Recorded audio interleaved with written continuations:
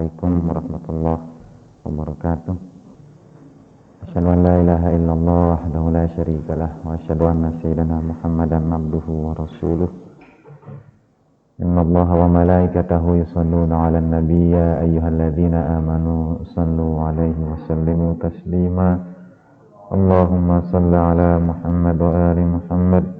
Allahumma shalli 'ala Muhammad wa ali Muhammad. Allahumma salli ala Muhammad wa ali Muhammad wa anjil farajahum wa hsyurna ma'ahum. Bapak dan Ibu, saya akan membahas beberapa ayat dalam Al-Quran berkenaan dengan bulan Rajab. Dan Rajab dan Sya'ban adalah 2 bulan yang dimuliakan di dalam Islam sebelum kita memasuki bulan suci Ramadan. Bahkan Rajab dan Sya'ban sering dinisbatkan kepada bulan Rasulullah Shallallahu Alaihi Wasallam dan keluarganya. Sementara Ramadan adalah bulan Allah Subhanahu Wa Taala untuk kaum muslimin. Di bulan Rajab ini ada beberapa peristiwa. Yang pertama, wiladahnya Imam Ali, lahirnya Imam Ali karramallahu wajhah di Ka'bah tanggal 13 Rajab. Insyaallah 13 Rajab, tapi kita akan mengadakan peringatan milad Imam Ali yang juga adalah milad Yayasan Mutahari. Pengajian Al-Munawwarah ini dipindahkan ke halaman sekolah. Yang pertama, peristiwa di bulan Rajab. Yang kedua, tentu saja yang sering orang bicarakan adalah peristiwa Isra dan Mi'raj tanggal 27 Rajab. Dalam mazhab Ahlul Bait, tanggal 27 Rajab itu dikenal sebagai hari bi'tsah Nabi, sebagai hari ketika diangkatnya Rasulullah, diangkatnya Muhammad bin Abdullah menjadi Rasulullah Sallallahu Alaihi Wasallam. Itu hari ketika Nabi diutus menjadi Nabi, hari pengangkatan. Dan itu peristiwa yang amat bersejarah bagi kita kaum muslimin, hari ketika Nabi diangkat menjadi Nabi. Dalam mazhab Ahlul Bait, 27 Rajab itu sebetulnya adalah hari bi'tsah, hari diangkatnya Rasulullah menjadi Nabi. Karena peristiwa Isra dan Mi'raj yang diyakini dalam mazhab Ahlul Bait memiliki beberapa perbedaan periwayatan dengan mazhab Ahlus Sunnah pada umumnya. Tidak ada dalam mazhab Ahlul Bait periwayatan tentang tawar-menawar jumlah rakaat salat dalam peristiwa Isra Mi'raj. Yang ada adalah dialog yang sangat indah antara Allah Ta'ala dengan Rasulullah Sallallahu Alaihi Wasallam. Kemudian berdasarkan ayat Al-Quran juga, Mi'rajnya Nabi mungkin tidak hanya sekali. Dikatakan mungkin, walaqad ra'ainahum nazratan ukhra dalam ayat Al-Quran.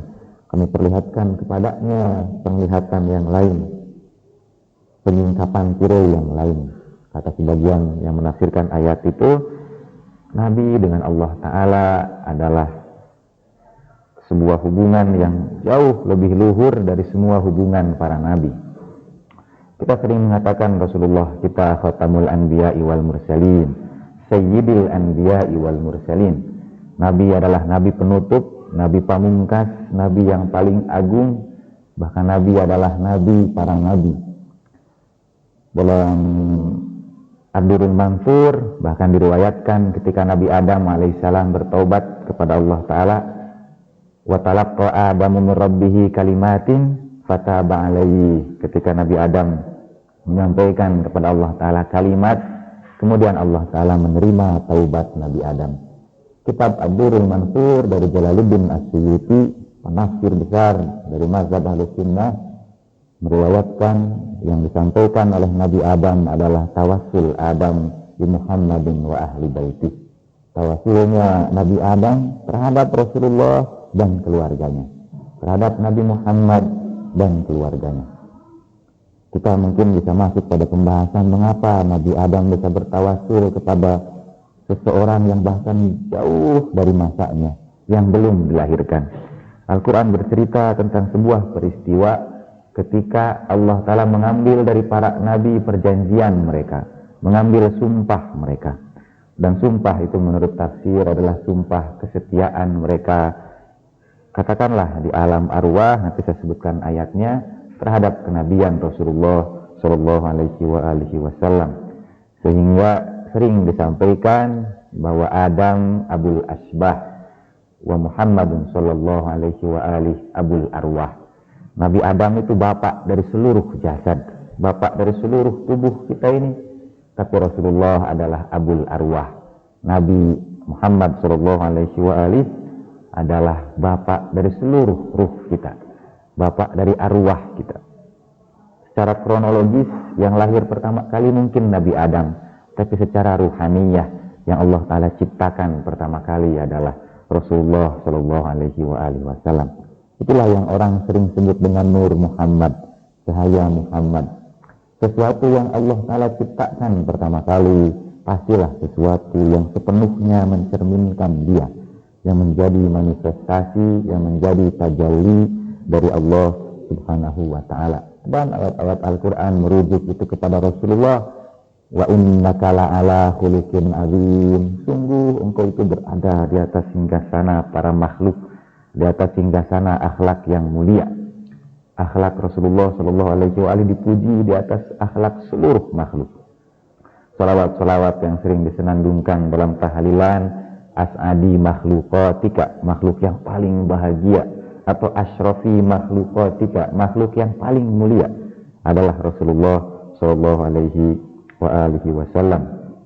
Nah, saya ingin mengambil cerita Isra Mi'raj berangkat dari perspektif kemuliaan Rasulullah di atas para nabi yang lainnya. Ketika Allah Ta'ala melebihkan derajat Rasulullah di atas para nabi yang lainnya. Memang Al-Quran memerintahkan kita untuk tidak membedakan satu nabi dengan nabi yang lainnya. La nufarriqu baina ahadin min rusulih. Kami tidak bedakan satu pun di antara para nabi itu. Al-Quran memerintahkan kita untuk tidak pernah membedakan nabi yang satu dengan nabi yang lainnya. Tetapi Al-Quran sendiri mengatakan betapa Allah Ta'ala meninggikan derajat sebagian nabi di antara nabi yang lainnya. Wa faddalna ba'dahum ala ba'din darajat. Kami tinggikan sebagian nabi itu di antara sebagian yang lainnya dengan beberapa derajat. Kita mengenal nabi yang kita sebut ulul azmi, yang derajatnya lebih tinggi di antara nabi-nabi yang lainnya.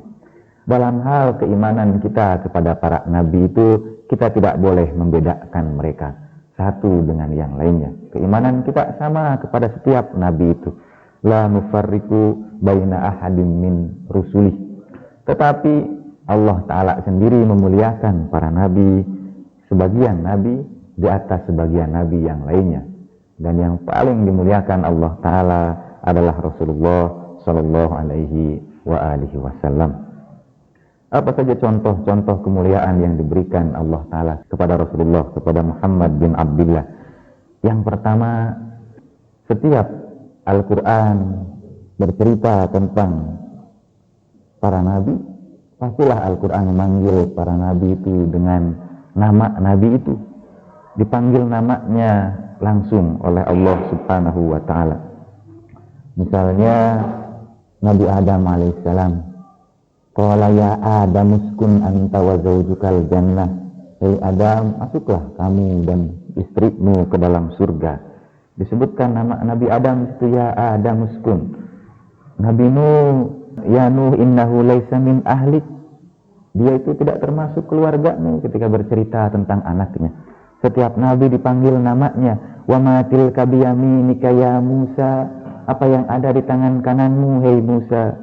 Ya asoya, kata Nabi Musa, atawakka'u alaihi. Ini tongkatku, aku bersandar kepada dia. Afalam tu'min ya Ibrahim, apakah kamu belum beriman ya Ibrahim? Semua nabi dipanggil Allah Ta'ala dengan menyebutkan namanya, kecuali Rasulullah Sallallahu Alaihi Wasallam. Tidak pernah ada ayat Al-Quran yang turun ya Muhammad. Selalu ayat itu diawali dengan kata-kata. Sebelum Allah Ta'ala memanggil Rasulullah, kalimatnya selalu diawali dengan kalimat penghormatan. Ya ayyuhan nabi, wahai sang nabi. Ya ayyuhar rasul balligh ma unzila ilaika min rabbik fa illam taf'al fama ballaghta risalata. Hei wahai sang rasul, bahkan kata Ustaz Muhammad bin Ali, kata beliau, Rasulullah selalu dipanggil dengan gelaran yang sedang disandang Nabi pada waktu itu. Bahkan ketika Nabi sedang berselimut sekalipun, Allah Ta'ala tidak memanggil ya Muhammad. Allah Ta'ala memanggilnya dengan posisi yang sedang Nabi perbuat waktu itu. Ya ayyuhal muzammil, yang sedang berselimut. Ya ayyuhal muddathir. Tidak pernah memanggil ya Muhammad di dalam ayat-ayat Al-Quran. Itu pengagungan Allah Ta'ala kepada Rasulullah Sallallahu Alaihi Wasallam. Karena itu amat berat rasanya kalau saya tidak meniru akhlak Al-Quran dan memanggil Nabi dengan sebutan hanya Muhammad bin Abdullah saja. Rasanya berat karena Allah Ta'ala sendiri sudah memberikan kehormatan itu kepada Rasulullah Sallallahu Alaihi Wasallam.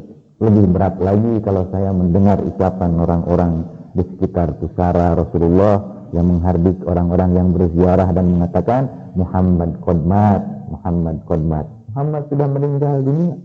Muhammad sudah meninggal dunia. Dan ucapan itu pun disampaikan dahulu ketika Rasulullah, beberapa saat setelah Rasulullah meninggal dunia. Muhammad Qodmat. Satu-satunya kata yang disebutkan kata Muhammad itu ditujukan kepada kebiasaan para sahabat yang memang memanggil Nabi dengan sebutan langsung. Wa ma Muhammadun illa rasul, dan tidaklah Muhammad itu kecuali seorang utusan, kata Allah Ta'ala.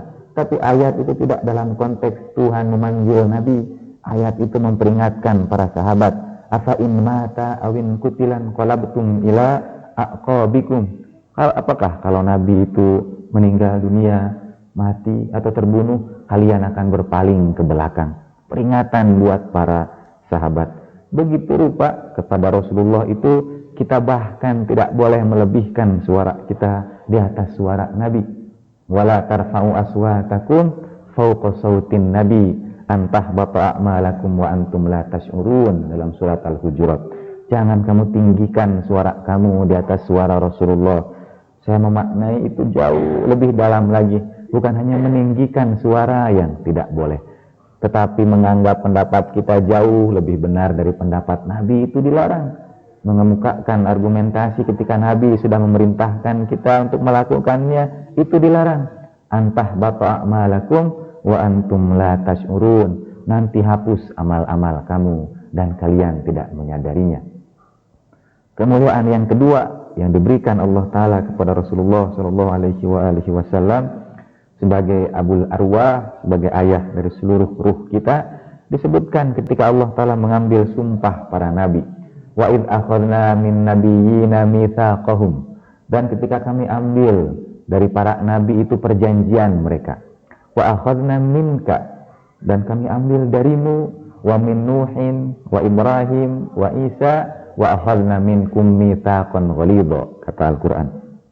Ketika kami ambil dari para nabi perjanjian mereka, kemudian kami ambil dari Nuh, dari Musa, dari Ibrahim, dan dari Isa. Kami ambil dari mereka perjanjian. Kami ambil dari kalian perjanjian yang sangat berat. Mitsaqun ghalidha. Di situ nama Rasulullah didahulukan.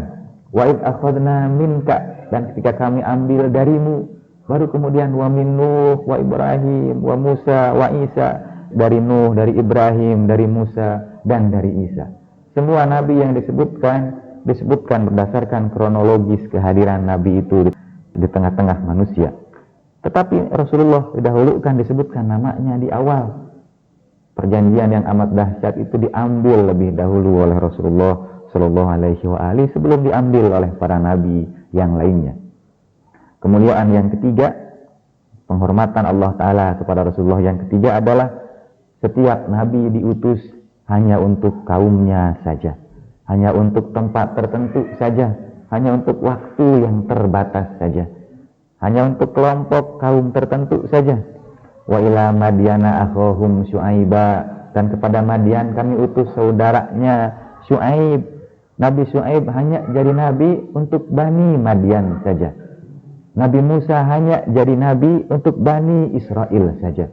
Dalam cerita Nabi Musa, kita tahu Nabi Musa pernah bertemu dengan Nabi Syuaib ketika keluarga Nabi Syuaib yang menggembalakan unta menemukan Nabi Musa yang terusir dari Mesir.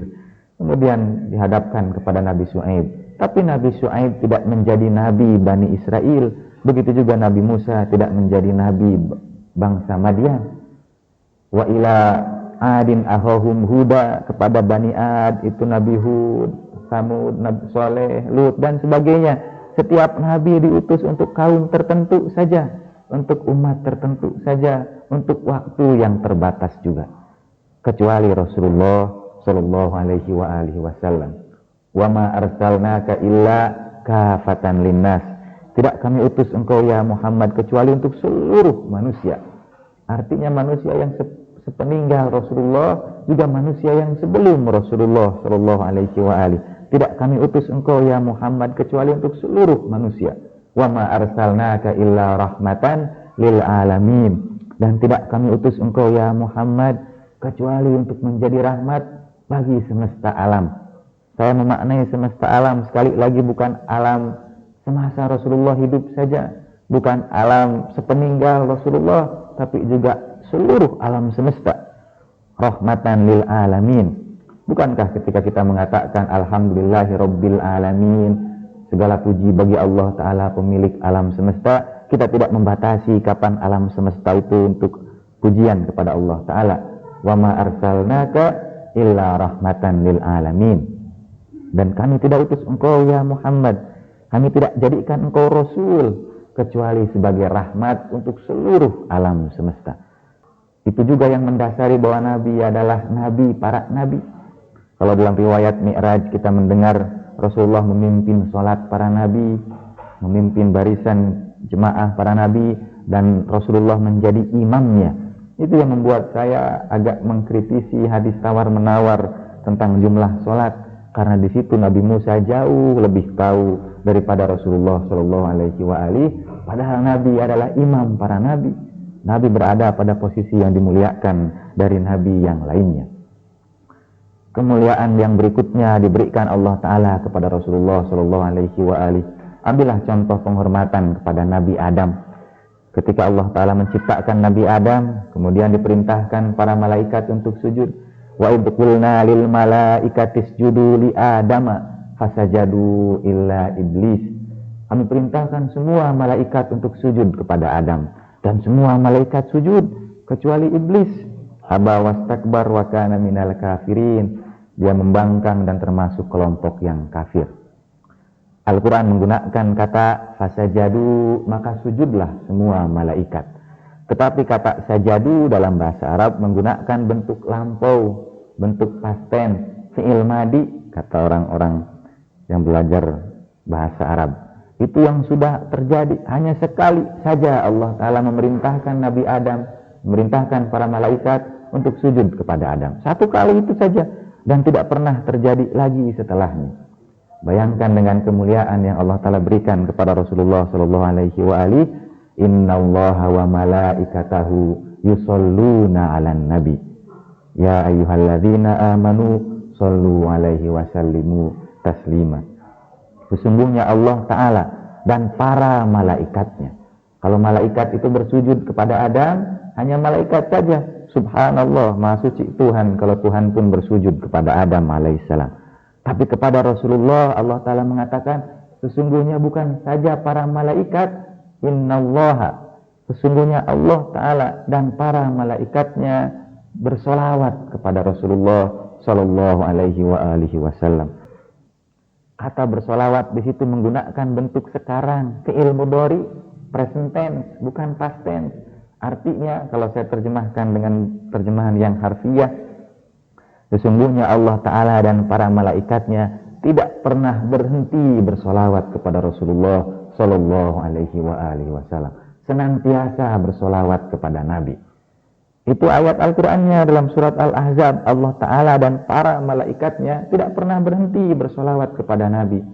Sepanjang ada wujud, sepanjang ada alam semesta, sepanjang ada manusia, sepanjang ada makhluk, selama itu Allah Ta'ala dan para malaikatnya menyampaikan solawat kepada Rasulullah Shallallahu Alaihi Wasallam. Karena menyampaikan sholawatnya menggunakan fi'il mudhari, menggunakan present tense, menggunakan bentuk sekarang ini. Artinya senantiasa bersolawat kepada Nabi. Baru setelah itu Allah Ta'ala mengatakan, hei orang-orang yang beriman, sampaikan salam sholawat kalian juga kepada Rasulullah dengan salam sholawat yang sempurna. Saya memandang sebetulnya kewajiban sholawat jauh lebih berat dari kewajiban sholat yang lainnya. Sholat itu jadi amalan yang pertama kali dihisab. Kalau baik sholatnya, baiklah di amal ibadah yang lainnya. Yang pernah saya sampaikan dalam dialog antara Imam Bakir dengan salah seorang sahabatnya, kemudian ditanyakan dalam pertanyaan yang sifatnya tata rucingan kalau kata orang Sunda. Sebutkan sholat wajib yang boleh dilakukan tanpa wudu, sholat wajib yang boleh dilakukan tanpa tayamum, sholat wajib yang boleh dilakukan tanpa bersuci. Tentu kita akan kebingungan karena tidak mungkin kita sholat tanpa bersuci, tanpa berwudu. Dan sholat wajib itu sebetulnya adalah bersolawat kepada Rasulullah Shallallahu Alaihi Wasallam. Keliru kita kalau mengatakan sholat wajib itu 5, sholat wajib itu ada 6, dan nanti akan menyebar. Di antara kesesatan yang diajarkan di masjid ini adalah menambah waktu sholat. Bahwa sholat bukan 5, tapi sholat itu 6. Memang betul sholat itu 6. Ada dalilnya dalam Al-Quran. Kalau yang mengatakan sholat itu 5, tanya mana dalilnya dari Al-Quran. Tanya. Bahkan Al-Quran hanya mengatakan 3 waktu sholat itu.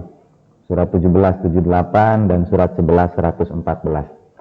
Tapi sebetulnya sholat wajib itu ada 6.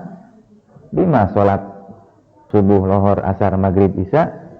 1 lagi adalah sholawat kepada Rasulullah Shallallahu Alaihi Wasallam. Dalam bahasa Arab, kalau 1 disebut sholat, kalau banyak disebut sholawat. Kalau 1 disebut da'awat, kalau banyak da'awat misalnya. Kalau banyak tambahkan at, kalau itu bentuknya mu'annas. Sholawat itu sholat wajib. Sama. Apa dalilnya? Surat Al-Ahzab ayat 56 itu.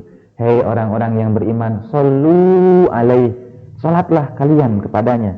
Sholat artinya doa, yang kita terjemahkan dengan sampaikan sholawat. Apa bedanya kata shollu alaihi dengan kata yang sering diucapkan oleh para panitia sholat id? Misalnya memanggil jemaah untuk sholat id, shollu sunatan li'idil fitri jami'an rak'ataini rahimakumullah. Shollu, sholatlah kalian, sholatlah kalian. Kata yang sama digunakan untuk menyampaikan perintah sholawat. Shollu alaihi wasallimu taslima. Kalau itu masih kurang berkenan juga, bukankah para ustadz sering mengatakan as-salatu wassalamu ala sayyidina Muhammad ibn Abdillah. Itu kata pembukaan dalam khutbah. As-salatu wassalamu, sesungguhnya salat dan salam milik Rasulullah Shallallahu Alaihi Wasallam. Disebutkan kata salat di situ yang artinya adalah doa kepada Rasulullah dan keluarganya. Dan itu termasuk kewajiban kita, itu fardu. Boleh kita lakukan tanpa wudu. Bagi saya itu lebih berat lagi daripada sholat 5 waktu. Karena sholat 5 waktu ditetapkan waktunya oleh Allah Subhanahu wa ta'ala. Tetapi tidak sholawat. Sholawat malah tidak ditetapkan waktunya. Shollu alaihi wasallimu taslima. Sampaikan sholawat kalian dengan sholawat yang sempurna. Tidak disebutkan waktunya. Artinya kewajiban itu mengikat kita kapan saja.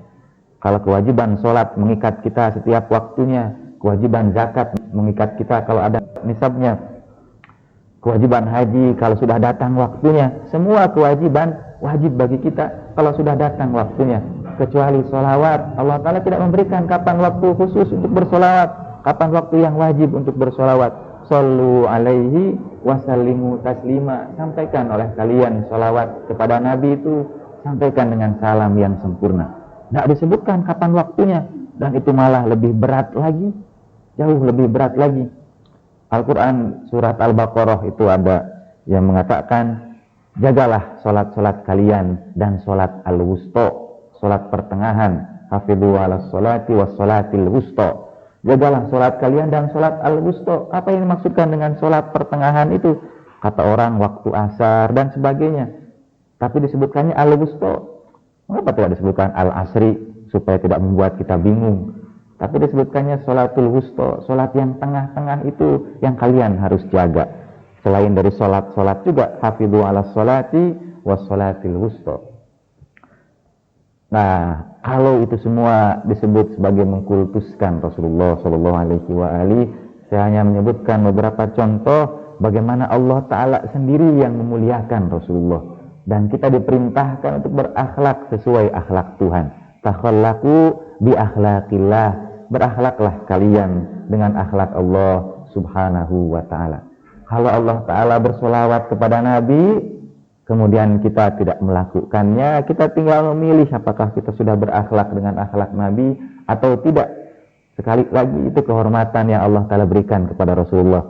Kalau Nabi tidak pernah dipanggil ya Muhammad oleh Allah Subhanahu wa Ta'ala, apakah kita juga akan memanggil Rasulullah dengan panggilan yang sama, dengan sebutan yang sama? Itu kemuliaan yang Allah Ta'ala berikan kepada Rasulullah Sallallahu Alaihi Wasallam. Dan kemuliaan yang paling agung dari semuanya, setelah kemudian dibandingkan dengan para nabi itu, Tafsir Ad-Durrul Mansur mengatakan bahwa Nabi Adam bertawasul terhadap Rasulullah dan keluarganya. Kemudian Nabi Nuh dan seterusnya, ada banyak riwayat-riwayat seperti itu. Saya ingin memberikan beberapa contoh di dalam Al-Quran, dan kemudian nanti kita masuk pada peringatan Bi'tsah, pada peringatan yang orang sebut dengan Isra dan Mi'raj.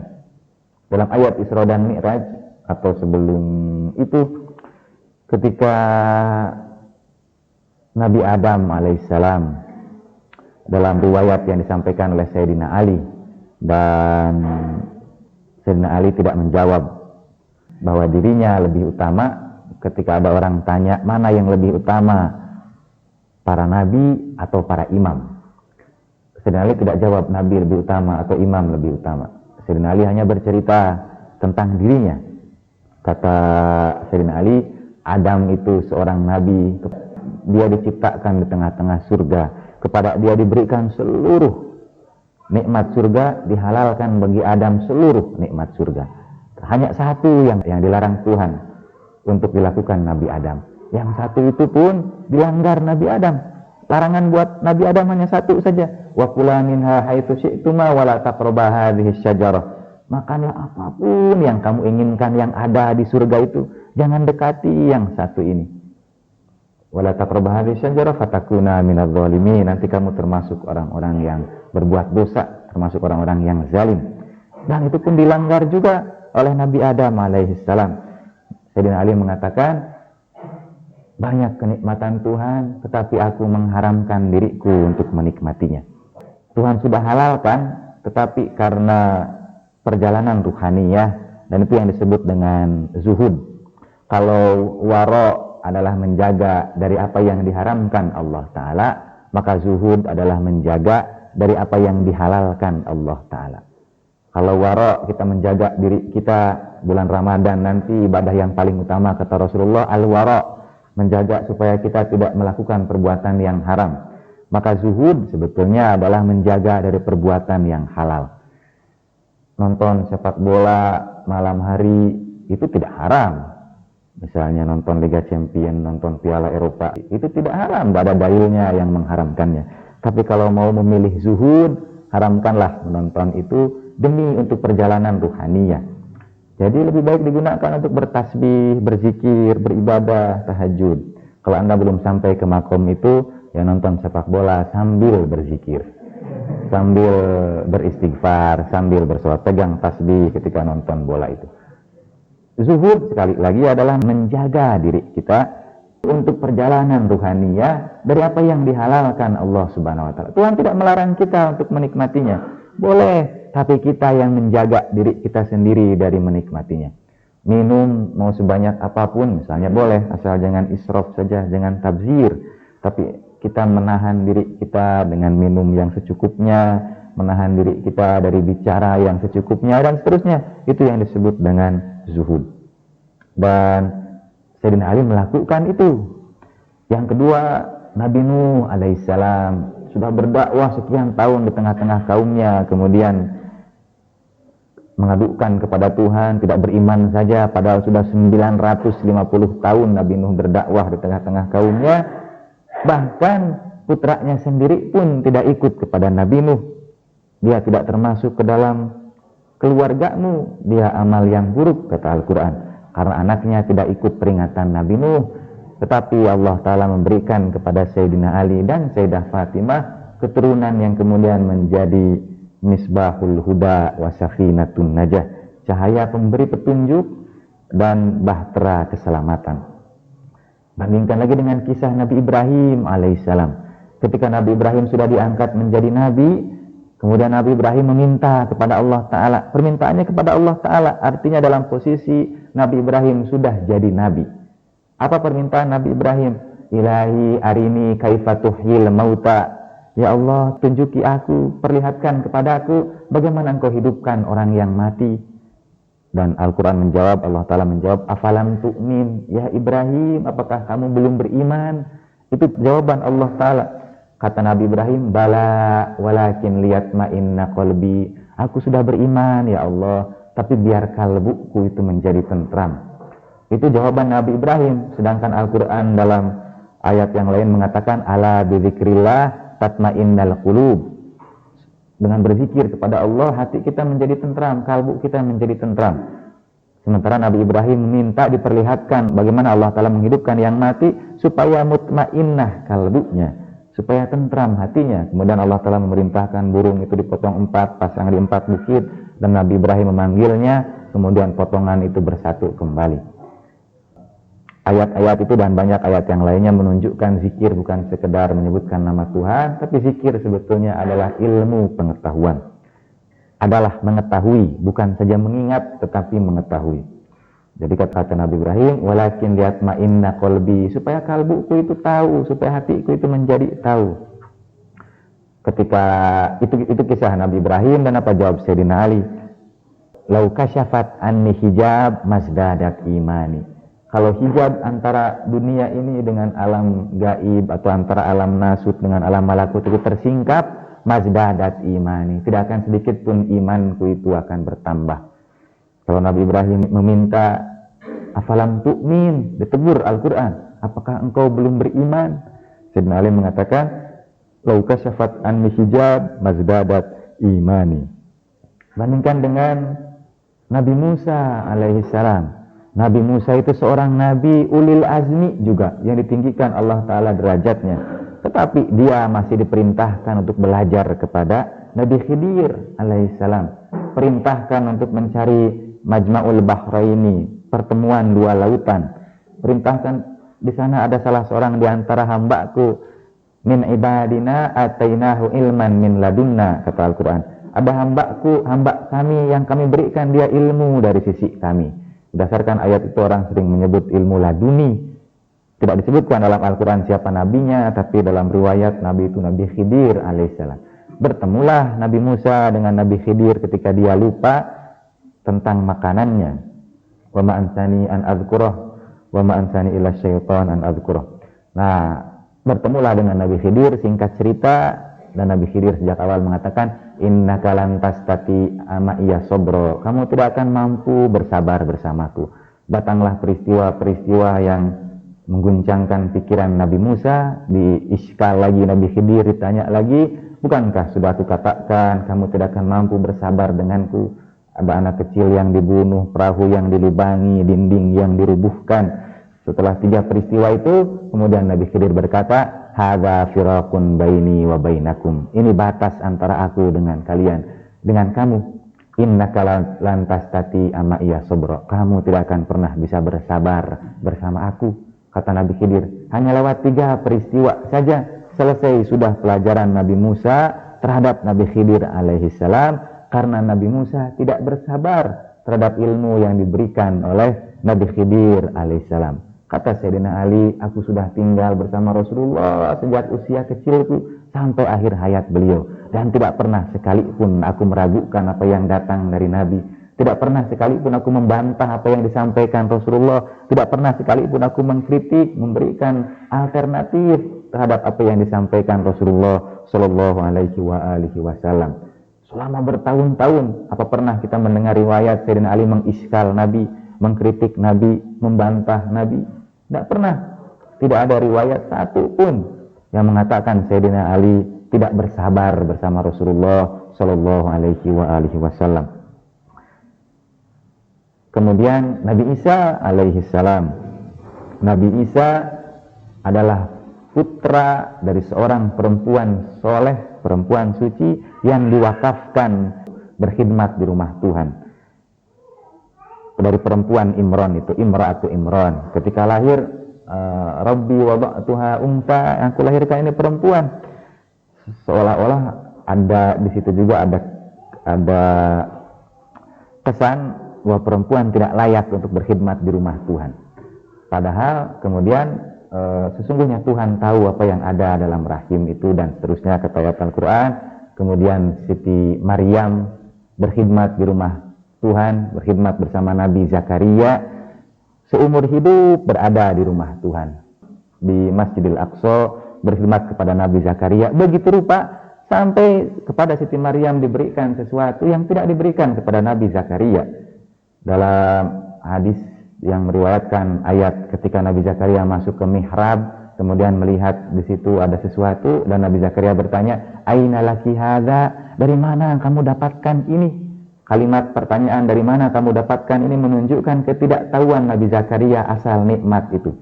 Kalau Nabi Zakaria tahu, dia tidak akan tanya, "Dari mana kamu dapat ini?" Kata tafsirnya, karena pada mihrab Siti Maryam di musim panas ada buah-buahan musim dingin, dan di musim dingin ada buah-buahan musim panas. Kemudian Siti Maryam mengatakan, Tuhan memberikan rezeki kepada siapapun yang Dia kehendaki tanpa perhitungan. Ayat itu menunjukkan ya mungkin Siti Maryam secara ruhani ya di derajatnya di hadapan Allah Ta'ala sangat dimuliakan. Tetapi ketika hendak melahirkan Nabi Isa, perempuan yang selalu berada di dalam rumah Tuhan itu sejak awal hidupnya diperintahkan Allah Ta'ala untuk keluar dari rumah Tuhan. Wa idin tabadat min ahliha makanan syarqiyya, mengambil ke timur, keluar dari masjid ke arah timur, mengambil lagi makanan qasiyya, mengambil tempat yang lebih jauh. Diperintahkan untuk menjauh dari rumah Tuhan. Bahkan Siti Maryam itu dalam tanda petik mengeluh ketika dia mau melahirkan dan berkata, ya laitani mittu qabla hadza nasyan mansiya. Duhai sekiranya aku meninggal sebelum ini dan aku menjadi manusia yang dilupakan. Sampai ditegur oleh suara dari bawah itu, dari rahim itu berkata, bayi itu berkata, fakhudhi bijiz'in nakhlati tusaqit alaiki rutoban janiyya. Getarkan pohon kurma itu, nanti berjatuhan buah-buahan yang segar. Begitu beratnya perempuan mau melahirkan sampai surat Maryam sering dibaca untuk membantu proses kelahiran bayi, dibacakan untuk membantu ibunya. Tapi perempuan yang berkhidmat di rumah Tuhan seumur hidupnya, ketika mau melahirkan Nabi Isa diperintahkan dulu keluar dari rumah Allah. Sementara Sayyidina Ali bin Abi Thalib karramallahu wajah yang dilahirkan nanti tanggal 13 Rajab itu, beliaulah yang lahir di dalam rumah Tuhan. Bukan sekedar rumah Tuhan masjid, tapi beliau lahir di dalam Ka'bah. Ketika Abu Thalib dan ibunya tawaf mengelilingi rumah Tuhan sebagai pelaksanaan syariat Ibrahimiyah, atau karena mungkin belum ada manasik haji dan sebagainya, lalu terasa sesuatu dalam perutnya, dan setelah minum air Zam-Zam kemudian masuk ke dalam rumah Tuhan. Sejarah mencatat, baca saja kitab sejarah manapun, beliaulah satu-satunya mauludil Ka'bah yang dilahirkan di dalam Ka'bah. Dan Sayyidina Ali dilahirkan di dalam rumah Tuhan, dan kelak mengakhiri hidupnya juga di dalam rumah Tuhan. Beliau syahid ketika sholat subuh ditebas oleh pedang Ibnu Muljam. Nah, itu Sayyidina Ali bercerita tentang posisinya dibandingkan para nabi ulil azmi. Apalagi Rasulullah Shallallahu Alaihi Wasallam yang menjadi Sayyidul Anbiya'i wal Mursalin, yang menjadi as'adi makhluqatika asrafi makhluqatillah, dan seterusnya, berada di atas semua nabi itu. Karena itu saya agak sulit menerima kalau ada mukjizat yang diberikan kepada para nabi yang lain dan tidak dimiliki oleh Rasulullah Shallallahu Alaihi Wasallam. Kalau Nabi Musa bisa mengalahkan sekian banyak tukang sihir Fir'aun, Nabi kita dalam riwayat dikalahkan oleh orang sihir Yahudi. Padahal Nabi posisinya dalam Al-Quran ditinggikan dari para Nabi yang lainnya. Tapi dalam hadis kita mendengar bagaimana Nabi itu dikalahkan oleh sihir orang Yahudi.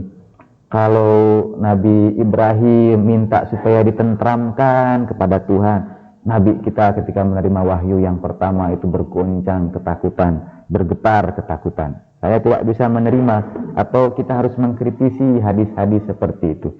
Kalau Nabi Sulaiman memahami bahasa burung, bahasa binatang, apa Rasulullah juga tidak memahaminya?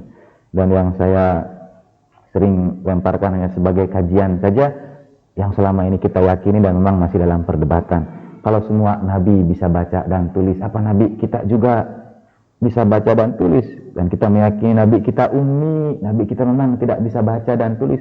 Sehingga orang Islam tidak bisa jawab kalau ada orang tanya, katanya Islam itu agama yang menjunjung tinggi ilmu pengetahuan. Katanya Islam itu agama yang sangat mencintai ilmu. Kalimat pertamanya saja Iqra, bacalah. Islam sangat memuliakan ilmu pengetahuan. Tapi orang Islam akan kesulitan untuk menjawab, mengapa Rasulullah sekiranya beliau ummi, beliau tidak pernah belajar membaca. Tolong jawab pertanyaan itu. Kalau Islam adalah agama yang menjunjung tinggi ilmu pengetahuan, riwayat-riwayat tentang Rasulullah yang kita peroleh dari hadis, dan kembalikanlah bagaimana Al-Quran dan Allah Ta'ala sendiri memuliakan Rasulullah Shallallahu Alaihi Wasallam. Saya berpegang kepada kaidah, kalau ada hadis yang bertentangan dengan Al-Quran, saya mengambil Al-Quran. Kalau ada hadis yang bertentangan dengan isi Al-Quran, saya mendahulukan Al-Quran. Karena keimanan kepada Alkitab itu adalah keimanan kita, bagian dari rukun iman kita.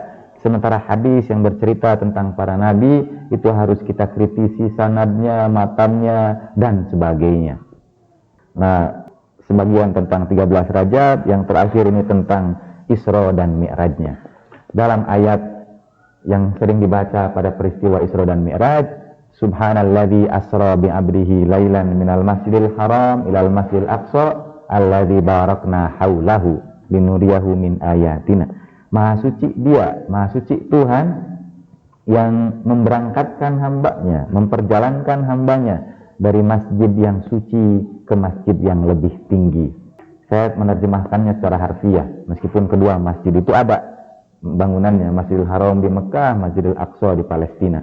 Dan Masjidil Aqsa itu bukan masjid yang berkubah emas, tapi masjid yang berkubah hitam.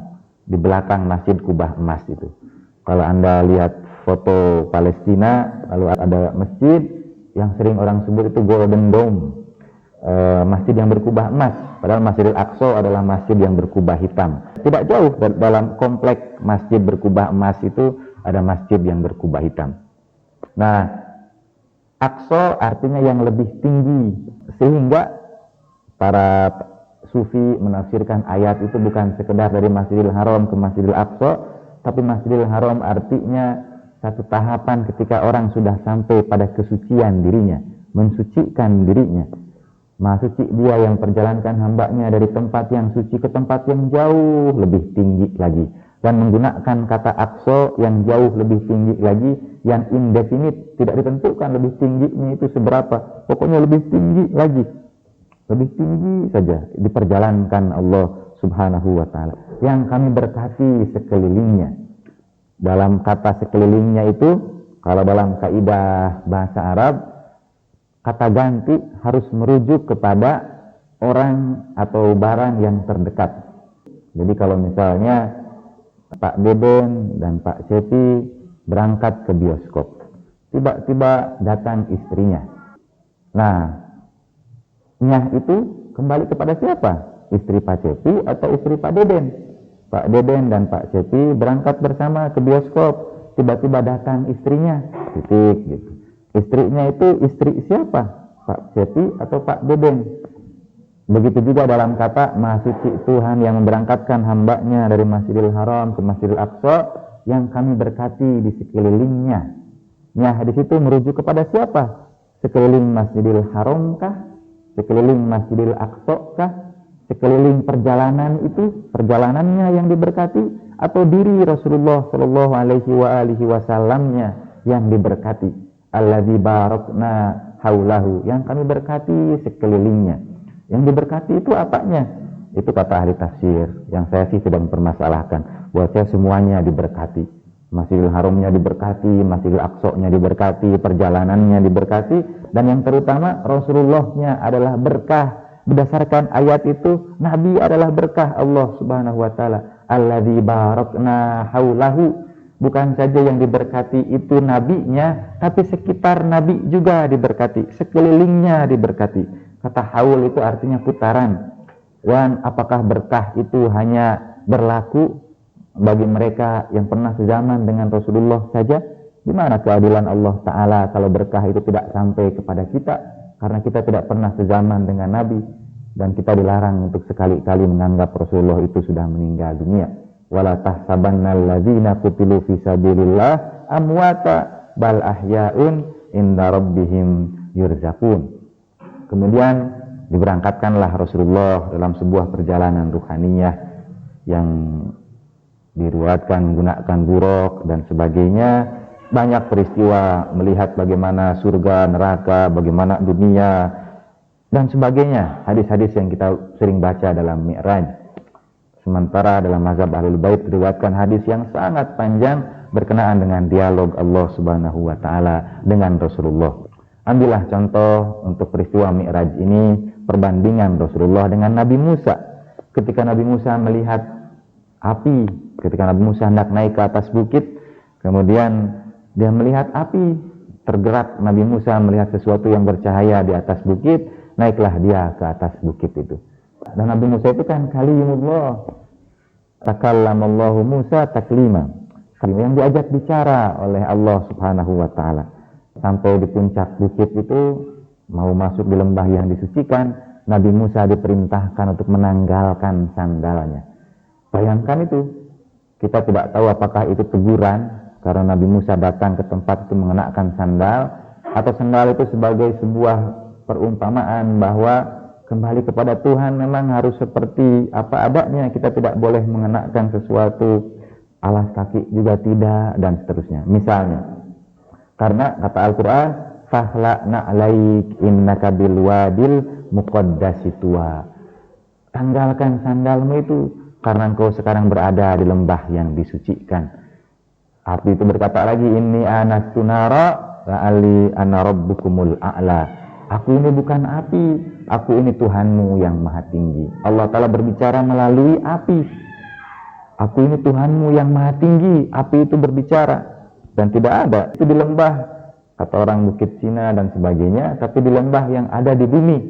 Sementara Rasulullah Shallallahu Alaihi Wasallam dimi'rajkan Allah Subhanahu Wa Taala sampai ke Sidratul Muntaha, di tempat yang malaikat Jibril pun tidak masuk ke dalamnya, di tempat yang Allah Ta'ala turun. Jangan artikan secara harfiah, karena Al-Quran memang begitu, turun menyambut Rasulullah Shallallahu Alaihi Wasallam. Summadana fatadalla, kemudian Tuhan itu mendekat dan lebih dekat lagi, fakana qaba qausaini au adna, dan jarak antara Nabi dengan Tuhan itu seumpama dua busur panah atau jauh lebih dekat lagi. Saya tidak pernah membayangkan, saya selalu bertanya, yang dimaksudkan dengan busur panah itu bagaimana menempatkannya? Busur panah kan seperti setengah lingkaran. Apakah setengah lingkarannya itu dipadukan seperti ini antara Rasulullah dengan Tuhan itu? Kana qaba qausain, dia seperti dua busur panah dalam posisi didekatkan seperti ini, atau posisinya itu dibalik dua busur panahnya, tidak begini, begini, seperti lambang PKS misalnya. Saya sekali lagi tidak tahu bagaimana menempatkan qaba qausain, dua busur panah. Tidak tahu apakah seperti PKS atau seperti begini. Tanpa ada hubungan apapun dengan PKS, saya lebih senang mengibaratkan dua busur panah itu seperti ini. Jadi bertolak belakang dengan lambang PKS. Karena ini menunjukkan bulatan yang sempurna, sudut yang tak terbatas katanya, dan seterusnya. Dan itu menunjukkan kesatuan, menunjukkan hubungan yang tidak putus, menunjukkan gerakan tawaf dan sebagainya. Banyaklah maknanya terhadap lingkaran itu. Dan itu menunjukkan satu, karena ayat Al-Qur'annya kemudian ditambahkan lagi au adna, atau jauh lebih dekat lagi. pada peristiwa Mi'raj itu. Kata Syekh Hisham Kabbani, pemimpin tarekat Naqsabandiyah, berapapun ukuran dekat yang bisa ditafsirkan oleh manusia, maka jarak antara Tuhan dengan Nabi jauh lebih dekat lagi. Apapun yang kita bayangkan dalam benak kita, yang kita sebut dekat itu 0,0 sekian senti atau nanomilimeter dan sebagainya, manusia menemukan yang dia sebut jarak terdekat. Kita tidak pernah tahu jarak terdekat itu berapa mili. Mungkin dari mili ada lagi pembagiannya yang hanya bisa dilihat oleh mikroskop dan sebagainya. Dan Al-Quran tidak berhenti di situ. Al-Quran mengatakan au adna, atau jauh lebih dekat lagi. Silahkan tafsirkan saja apa makna jauh lebih dekat lagi itu. Dan itulah yang terjadi pada peristiwa Mi'raj. Mi'raj menunjukkan kana qaba qausaini au adna, jarak yang lebih dekat lagi dari setiap jarak yang terdekat apapun. Tuhan dengan Nabi itu jauh lebih dekat dari apapun yang bisa kita persepsikan tentang kata dekat. Tapi yang lebih besar dari itu semua adalah kecintaan Rasulullah Shallallahu Alaihi Wasallam untuk umatnya. Buat saya anugerah terbesar Isra dan Mi'raj bukan sekedar pahala, bukan sekedar kewajiban sholat 5 waktu, tapi bayangkanlah, bandingkanlah seorang hamba, seorang makhluk yang sudah sampai pada tujuan segala cita-cita, yang sudah sampai pada tempat yang paling didambakan, yang sudah sampai bukan saja di surga, tapi di Sidratul Muntaha, yang jaraknya sudah sedekat 2 busur panah atau jauh lebih dekat lagi dengan kekasih dari seluruh kekasih, memilih untuk kembali lagi ke tengah-tengah manusia, memilih untuk kembali lagi ke tengah-tengah kita, memilih untuk kembali lagi kepada alam semesta, turun lagi ke dunia. Seolah-olah Nabi tidak ingin sampai di sana seorang diri. Nabi ingin mengajak seluruh umatnya juga untuk sampai. Buat saya Isra Mi'raj sebetulnya adalah besarnya kecintaan Rasulullah Shallallahu Alaihi Wasallam kepada kita semua, kepada kaum muslimin, bukan saja kaum muslimin, kepada seluruh manusia dan seluruh alam semesta. Kalau kata Taufik Ismail, kemudian bagaimana kita bisa membalas cinta Rasulullah itu? Padahal Nabi sudah turun, anugerah yang sangat besar kembali dari peristiwa Mi'raj. Tanya siapapun kecuali Rasulullah dan orang-orang yang suci. Tanya siapapun, kalau sudah sampai ke surga, apa mau balik lagi ke dunia? Tanya bahkan Nabi sekalipun kecuali Rasulullah, kalau sudah sampai ke surga, apa mau balik lagi ke dunia? Ibu-ibu dan bapak di sinilah. Kalau sudah sampai ke surga, mau balik lagi ke dunia? Kalau ada yang mengatakan mau, luar biasa itu. Hebat makumnya. Sudah sampai ke surga, mau balik lagi. Dan setelah itu tidak ada jaminan bisa masuk surga lagi.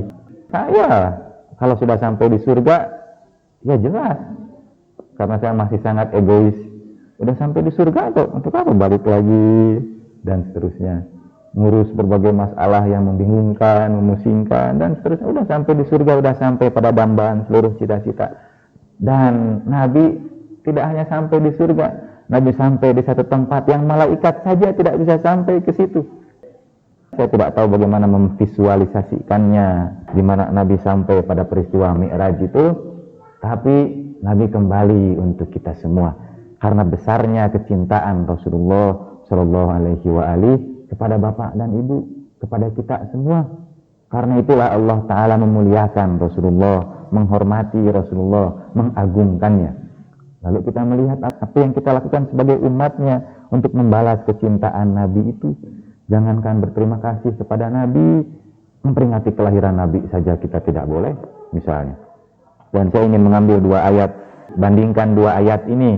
Satu dalam surat Al-Furqan, sebagai ungkapan kecintaan kita, kalaulah Nabi begitu besar, kecintaannya turun kembali ke tengah-tengah kita, apa yang kita lakukan untuk membalas kecintaan Rasulullah? 2557.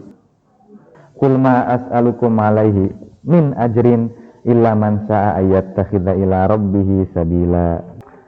Katakan, aku tidak minta upah apapun kecuali bagi yang ingin mengambil jalan menuju Tuhan.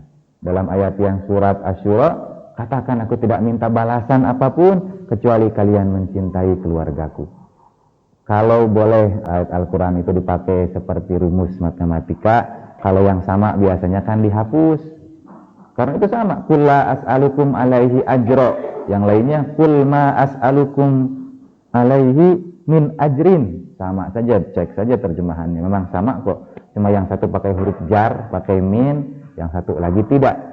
Kalau yang sama itu dihapus, kalau dalam matematika kan ya yang sama itu akhirnya mawaddah fil qurba itu adalah man syaa ayyattakhidha ila rabbihi sabila. Jalan untuk kembali kepada Allah Subhanahu wa taala, kecintaan kepada keluarga Nabi. Dan tentulah Nabi tidak pernah mewajibkan kita untuk mencintai keluarganya karena keinginan pribadi. Terlalu agung Rasulullah sallallahu alaihi wa alihi, terlalu suci Rasulullah kalau menempatkan keinginan pribadinya di atas keinginan Allah Subhanahu wa taala. Kalau Nabi sudah menyampaikan sesuatu, wa ma yantiqu anil hawa in huwa illa wahyu yuha, kecuali wahyu yang disampaikan Allah Subhanahu wa taala. Bandingkan saja dengan penghormatan-penghormatan yang diberikan Allah taala dalam Al-Qur'an kepada Rasulullah sallallahu alaihi wasallam. Kemudian dalam peristiwa Mi'raj, Nabi kembali lagi setelah sampai di Sidratul Muntaha. Lalu kita bertanya, "Ya Rasulullah, apa yang bisa kami lakukan karena besarnya kecintaan Engkau kepada kami?" Nabi menjawab, "Ma as'alukum alaihi ajra illa al-mawaddata fil qurba." Dalam ayat yang lain, "Qul ma as'alukum alaihi min ajrin illa man syaa ayyattakhidha ila rabbih sabila." Dan Mi'raj itu bukan saja bisa dalam pengertian misalnya perjalanan ruhaniyah, itu bukan saja milik Rasulullah. Semua kita menjalani perjalanan ruhaniyah, tapi tidak semua kita sadar perjalanan ruhaniyah itu. Yang kita sadar perjalanan jasad kita, tubuh kita ini dari kecil, besar, sampai dewasa, kita tahu perubahannya. Tapi perjalanan ruhaniyah kita sampai di mana, kita tidak pernah mengetahuinya. Untuk perjalanan ruhaniyah itu pemimpinnya adalah Rasulullah Shallallahu Alaihi Wasallam, dan ambillah setelah Nabi itu jalan kembali kepada Tuhan yang mengantarkan kita secara ruhaniyah lebih mendalami agama, lebih memahaminya, lebih memaknainya, lebih menikmatinya. Kita boleh milih mengambil yang mana saja sekali lagi, tetapi perhitungannya harus selalu perspektif secara ruhaniyah. Karena Mi'raj itu adalah Mi'raj ruhani. Mi'raj seseorang kepada Allah Ta'ala adalah perjalanan ruh dia kepada Allah Subhanahu wa Ta'ala. Saya kira itu. Kalau ada pertanyaan yang ingin disampaikan, silahkan.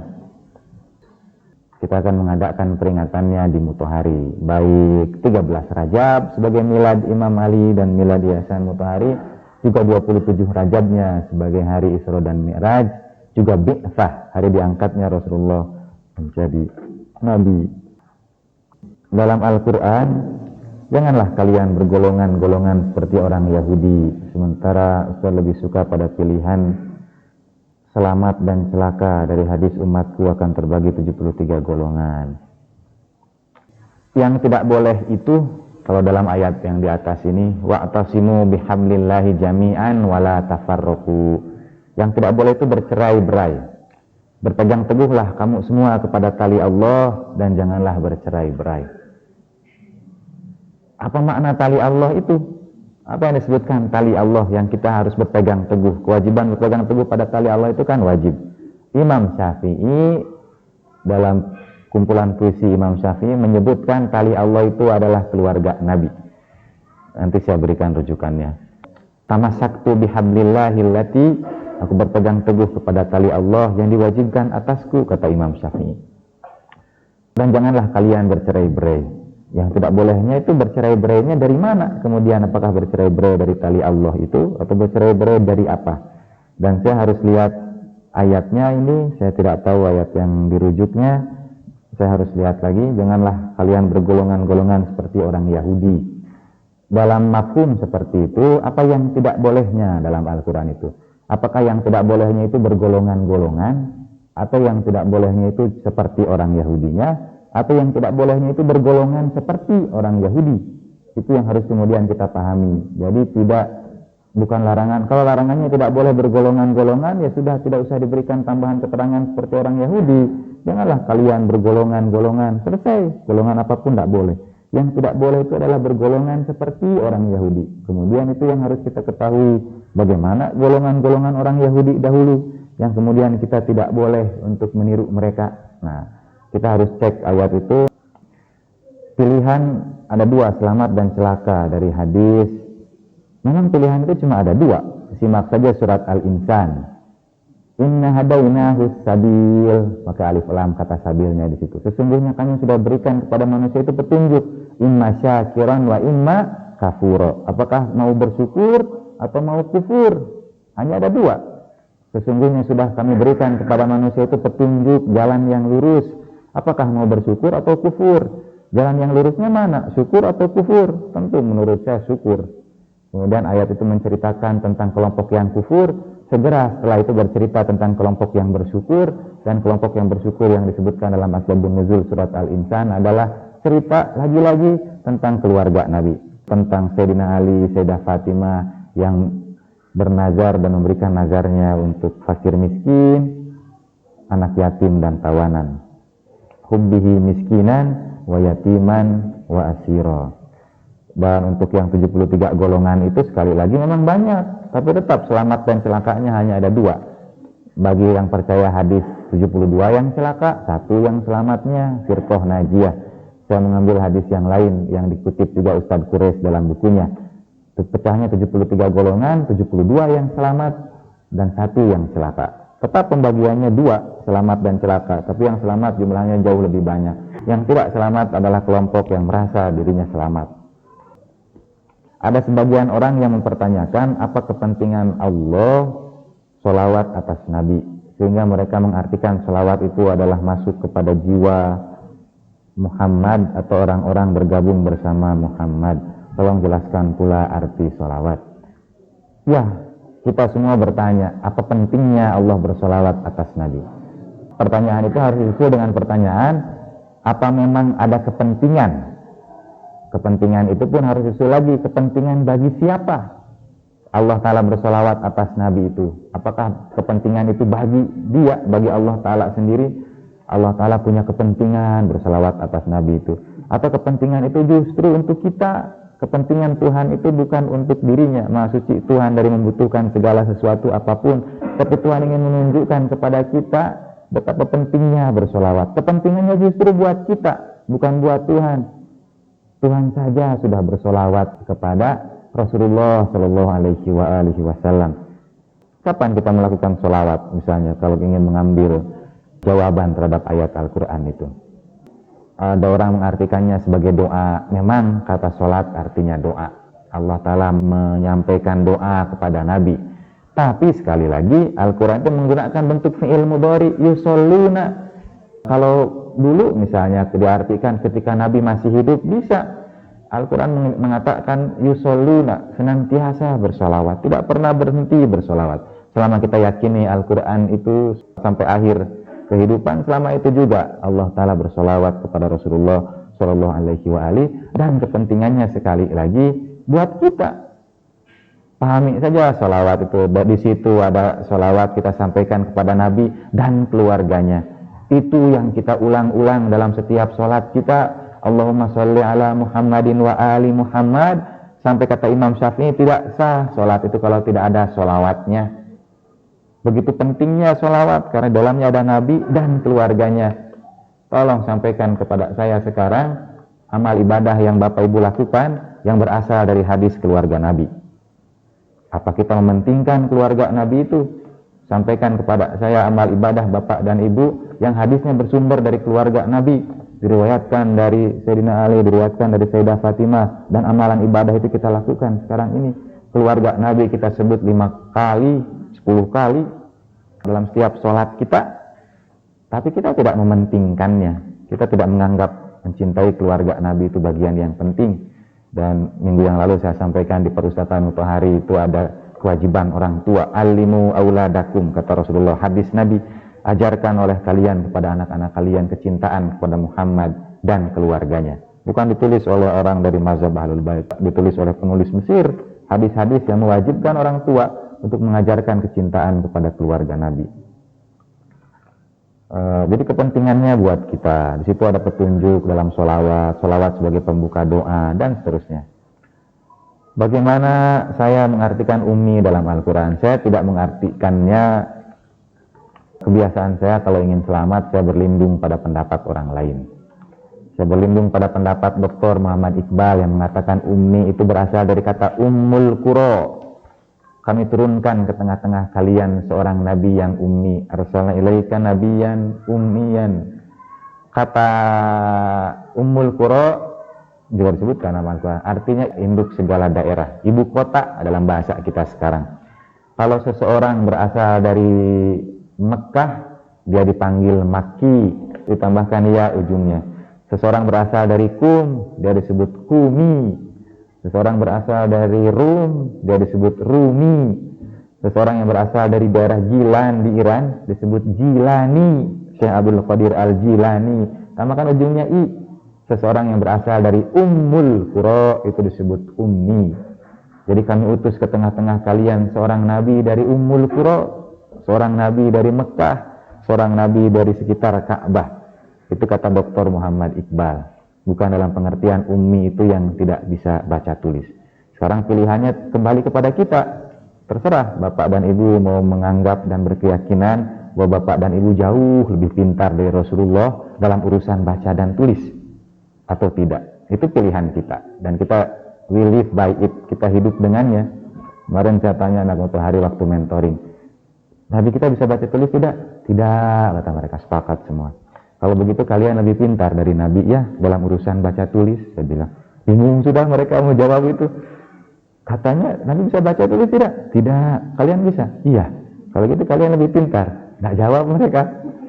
Nah, terserah kita memilih mau mengambil yang mana. Kita meyakini kita lebih pintar dari Rasulullah dalam urusan baca tulis, silahkan. Saya tidak berani aja berpendapat seperti itu. Dalam Al-Quran yang ada hanya Isra, tapi kita sangat mengenal Mi'raj. Dari mana diperolehnya? Dari hadis. Disebutnya itu memang kadang-kadang Lailatul Mi'raj, pada malam Mi'raj. Hadis-hadisnya itu menceritakan disebutkan Mi'raj. Al-Qurannya memang hanya Isra. Di dalam Al-Baqarah 124 artinya, dan ingatlah ketika Ibrahim diuji Tuhannya. Wa idzibtala Ibrahim rabbihi kalimatin fa'atammahunna. Dan Ibrahim menyempurnakannya. Kemudian Allah Ta'ala berfirman, inni ja'iluka linnasi imama. Sungguh aku menjadikan kamu imam bagi seluruh manusia. Yang ingin ditanyakan adalah apakah makom imam lebih tinggi dari makom nubuwah? Silahkan jawab sendiri. Setelah Nabi Ibrahim jadi nabi, setelah dia jadi ulul azmi, setelah dia diberikan berbagai macam ujian dan menyempurnakannya, barulah Allah Ta'ala mengatakan inni ja'iluka linnasi imama, kami jadikan kamu imam bagi seluruh manusia.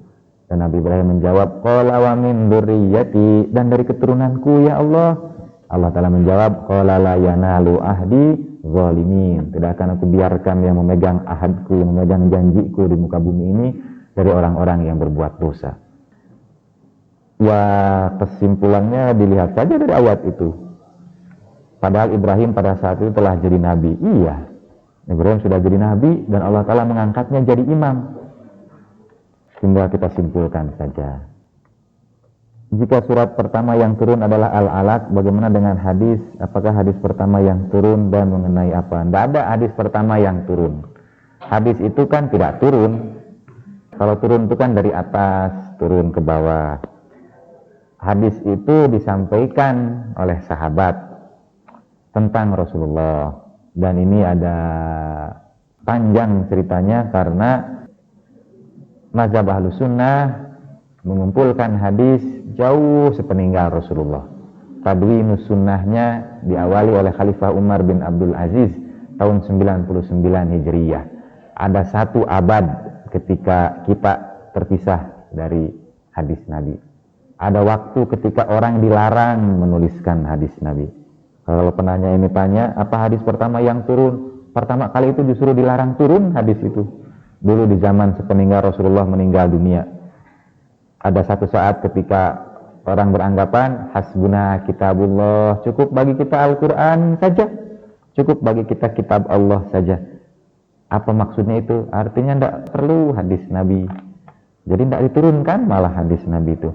Kecuali di mazhab Ahlul Bait yang meyakini sudah dituliskan oleh Sayyidina Ali dan keluarganya. Karena itu kitab hadis Ahlul Bait lebih banyak dan peluang doifnya lebih banyak juga. Peluang hadis lemahnya lebih banyak juga. Biharul Anwar yang satu ditulis oleh satu orang saja 120 jilid. Yang 8 jilidnya adalah indeks untuk mencari dari yang 112. Ya tentulah peluang hadis doifnya juga lebih banyak. Jika akhir zaman nanti, dan catatan, jangan nilai satu kelompok dari hadis doifnya. Nilailah satu kelompok dari hadis sahihnya. Jika akhir zaman nanti Nabi Isa yang akan mengalahkan Dajjal, apakah itu berarti bahwa Nabi Isa sebagai juru selamat seperti yang diartikan oleh orang-orang Kristen? Nabi Isa yang mengalahkan Dajjalnya kata siapa? Kata orang Kristen, iya. Apa orang Islam juga meyakini Nabi Isa yang akan mengalahkan Dajjal? Karena ini terkait pertanyaan berikutnya, jika setiap Nabi diutus untuk kaumnya saja, mengapa di akhir zaman nanti Nabi Isa yang akan mengalahkan Dajjal, bukan Rasulullah Shallallahu Alaihi Wasallam? Nah, tentu tergantung bagaimana kita mengambil riwayatnya. Apakah memang yang akan mengalahkan Dajjal itu adalah Nabi Isa atau imam yang melanjutkan Rasulullah Shallallahu Alaihi Wasallam sebagai pelanjut risalah dan seterusnya. Dalam keyakinan mazhab Ahlul Bait itu Imam Mahdi ajalallahu taala farajahu syarif yang jadi imam zaman, yang jadi pemimpin yang meneruskan Rasulullah, dan mazhab Ahlul Bait meyakini bahwa di akhir zaman nanti Imam Mahdi yang akan menjadi imam, nanti hadir juga Nabi katanya, yaitu Nabi Isa dan Nabi Khidir alaihi wassalam. Untuk yang ini baca saja rujukan hadis-hadis tentang hadis-hadis akhir zaman, misalnya dalam buku Riyadhus Shalihin yang sering jadi pegangan kawan-kawan kita di Islam Jamaah, sambil yang umum-umum, atau Ihya, atau Sahih Muslim juga bab apa yang akan terjadi sebelum hari kiamat. Lihat saja, tidak mengambil dari kitab-kitab Ahlul Bait, tapi ambil dari kitab-kitab Ahlus Sunnah yang bercerita tentang kemunculan Imam Mahdi, yang secara ringkas sudah jauh lebih mudah oleh para ulama Ahlul Bait itu. Dikumpulkan seluruh kitab Ahlus Sunnah yang bercerita tentang Imam Mahdi, difotokopi semuanya dan dijilid. Pembahasan Imam Mahdi dalam seluruh kitab Ahlus Sunnah dari kitab aslinya ada di perpustakaan Mutahari, tapi tidak untuk dipinjamkan. Kalau hilang tidak ada gantinya masalahnya. Kalau mau kopi hanya boleh mengkopinya kepada pustakawannya saja. Tinggal bawa buku itu semua dalilnya dari kitab Ahlus Sunnah, mulai Sunan Tirmizi, Sunan Baihaqi dan seterusnya, Musnad Imam Ahmad yang bercerita tentang kemunculan Imam Mahdi di akhir zaman.